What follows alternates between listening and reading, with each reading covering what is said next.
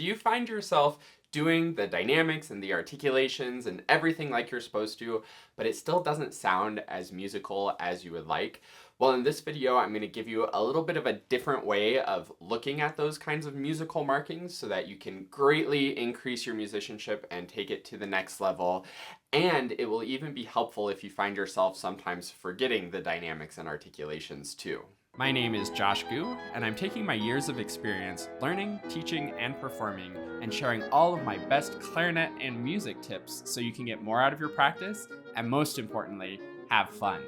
You can learn more about all of my many resources at QuickStartClarinet.com, and don't forget to subscribe to this channel and hit the bell to get notified when I post new videos.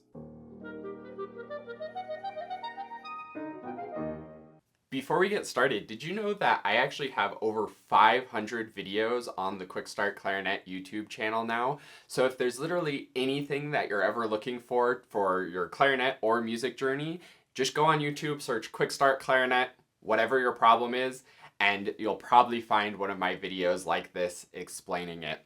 And the reason why I have so many is because I've been uploading a video just like this with tips and tricks every single week for years now. So you should also subscribe to the channel so that you can see those videos that come out each week and get my latest and greatest tips for improving your clarinet and music journey. And if you're feeling a little overwhelmed with all of the information there is to consume, you can go to quickstartclarinet.com/getstarted, where you can create a login for my free members area, which has my very, very best content and handouts and all of my best free resources neatly organized in a much more accessible way. Now, when it comes to this idea of sort of musicality or artistry or interpretation, I've been noticing some things in my students and a little bit in my own playing that has really been a big shift in how I'm thinking about interpreting dynamics and articulations and all those kinds of musical style markings. And I could remember when I kind of made this shift in my own playing,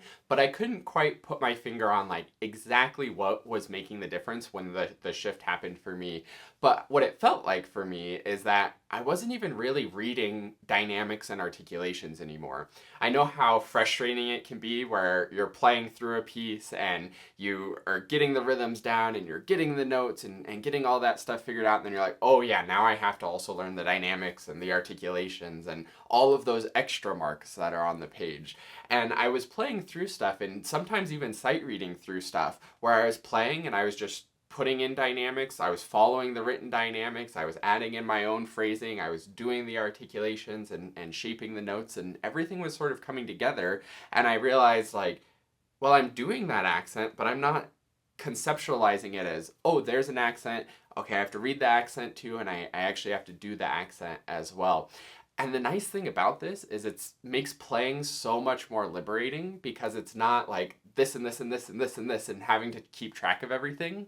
It really comes down to just playing the music how it goes. And that's what I want for you, and what I think is one of the most important skills to develop as a musician is understanding how the music goes. That's why it's the first step of my $1 million practice process. And that's why I have so many videos talking about just figure out how it goes, make sure you're getting it correct and how it goes, and all of those kinds of things. But in this video, I want to talk a little bit about how the way it goes is different than how we've necessarily been taught in some very specific ways. So when you think about something as simple as a crescendo or even a dynamic marking, you see that dynamic marking and you were taught that piano means soft, forte means loud, crescendo means gradually get louder, and we have these definitions for things. The problem is when we play and we are reading the ink on the page, we're looking at that as an instruction manual and we're trying to follow those definitions and trying to do them. And that's why you can nail the dynamics and the articulations and be doing everything, but still sound just like the computer MIDI file or like a robot playing it rather than it being really musical.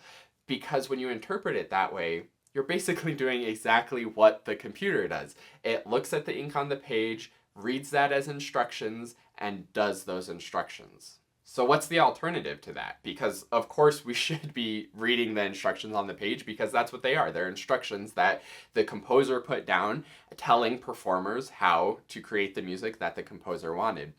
The problem is when we overly literally interpret those markings, where crescendo means get louder, forte means play loud, accent means start really strong and have it be accented. Those literal definitions are great for when you're first figuring out music and first kind of learning how to interpret the ink on the page. But we can't forget that there's a level of interpretation that needs to happen. And the way that this works is when you see a crescendo on the page, instead of just saying, okay, crescendo means get louder, go one step deeper and ask yourself, why am I getting louder here? What's the context behind it? How much louder should I be getting? And this doesn't just mean like the composer didn't put a starting and ending dynamic. Even if it says piano, crescendo to mezzo forte, you still have to interpret how much louder is that actually? How truly soft is the piano and how loud is mezzo forte? And the best way to figure that out, again, isn't to get over definition-y on it and be like, well, piano should be this many decibels and mezzo forte should be this many decibels, so that's the difference that I should make over the course of that crescendo, gradually paced out over these time intervals. That's not music. That's computer programming, basically. So what you need to do instead is ask the question, why is it marked piano? Why is there a crescendo here? And why is it going to mezzo forte? And then you can dive into it a little deeper and see, okay, this is kind of the start of an idea, and I can see that the idea is kind of growing here, and the climax of the idea is here on the mezzo forte. But this is just like a 2-measure climax where we're just kind of pushing a little bit. In the bigger picture of the piece, there's going to be like a fortissimo climax later. And again, it may or may not actually be marked fortissimo, but I know that the big climax of the piece is coming up later. This is just kind of an introductory little swell. So that's how I'm going to play it. And that's what I mean when I say play the music how it goes. Don't look at the instructions on the page and try to interpret that like a computer would based on strict definitions. Instead, hear the music in your head, audiate the music, listen to recordings and hear how professionals do it and how many different professionals do it so you can hear different interpretations of how much crescendo that actually is. And that's what's going to get you to that step of actually playing the music how it goes rather than playing it like a robot. And when you start playing the music how it goes rather than just literally interpreting the ink on the page, that's when you start to sound musical, and that's when you start to sound like an artist who's bringing an idea and an interpretation and a point of view to the music.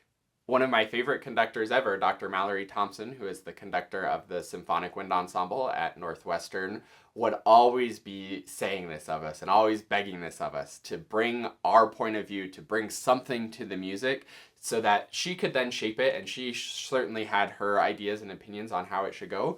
But more often than not, if we brought something to it, she would let us run with it and sort of shape that into the group and make it work. And that's why she was a great conductor. She still is a great conductor because she takes and listens to people's perspectives and she encourages us to have perspectives. And it's that development of perspectives and really during my time at Northwestern when I started to get that sense of, wow, I can play the music and I almost don't even have to look at the dynamics and articulations because I just know how the music goes and I'm playing it how it should go. And more often than not, the dynamics happen to follow that. So this is also a great, useful tool and a great way to think if you find yourself often forgetting the dynamics or articulations or musical markings like that, is instead of having it as an extra thing you need to read, incorporate it into the music, incorporate it into how it goes. And don't ever just literally interpret any marking. Not every staccato is equally short. Not every accent is equally loud. Not every crescendo is equally paced or goes to an equal dynamic change. All of those things have to ask why, what's the context, how do we make the ink on the page turn into beautiful music that the composer was hearing and that the composer wanted when they put those instructions on the page. So I hope that this gives you some food for thought and some things to think about. Thank you so much for watching. Don't forget you can go to quickstartclarinet.com/get started if you want a neatly organized resource of all of my best free handouts and downloads and videos and all those good things to get you moving forward on your clarinet and music journey. Thanks again for watching, and I look forward to seeing you in another video. And last but not least, a huge heartfelt thank you to the Dennersons. This is like the QuickStart Clarinet family who supports the channel and helps to make everything that I do possible. If you would like to support the channel and get some awesome rewards in return where we can work one-on-one over video and you can have my full support moving forward on your clarinet journey, then go to quickstartclarinet.com/supporter.